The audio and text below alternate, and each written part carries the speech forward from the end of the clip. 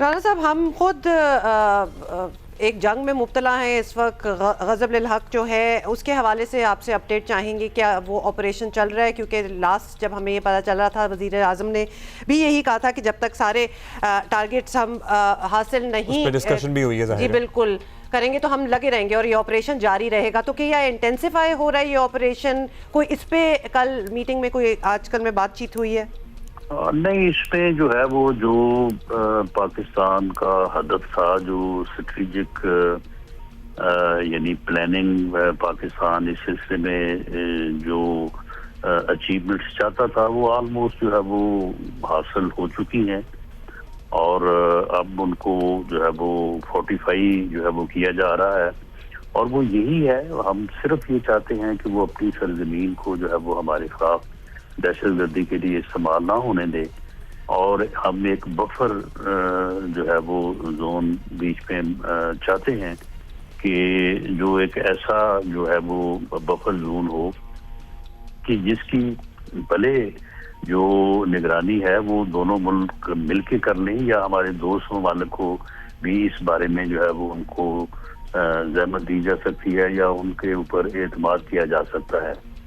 تو کیونکہ افغانستان اس پہ بھی راضی نہیں ہو رہا تھا، اور پھر دہشت گردی کے واقعات میں بھی وہ مسلسل اور تسلسل کے ساتھ جو ہے وہ لگے ہوئے تھے.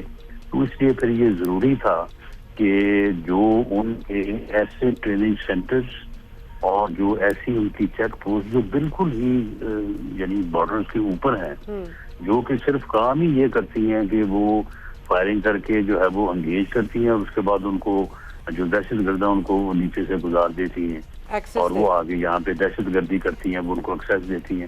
تو ان کو جو ہے وہ ختم کیا جانا ہی جو ہے وہ پھر صاحب آپ نے اہداف بھی حاصل کر لیے. یہ بفر زون کا ایریا بھی تھا، آپ نے کہا پہلے بھی افغانستان راضی نہیں ہو رہا تھا.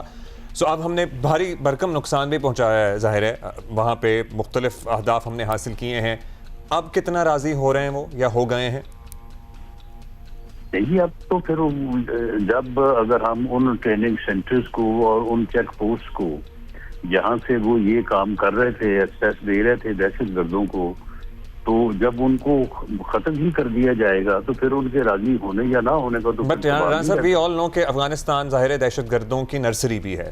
سو ہم جتنے بھی ختم کر لیں we also have to engage in talk. So ہماری کسی سطح پہ اب افغان حکام کے ساتھ کوئی انگیجمنٹ ہے، ہو رہی ہے؟ اور تاکہ یہ آئندہ بھی نہ ہو نا، مطلب یہ روز روز تو آپریشن اتنا بڑا نہیں ہوگا. دیکھیں، ان کے ساتھ انگیجمنٹ اس سے پہلے جو ہے وہ بہت دفعہ ہو چکی ہے، ہمارے ساتھ بہت دفعہ ہوئی ہے.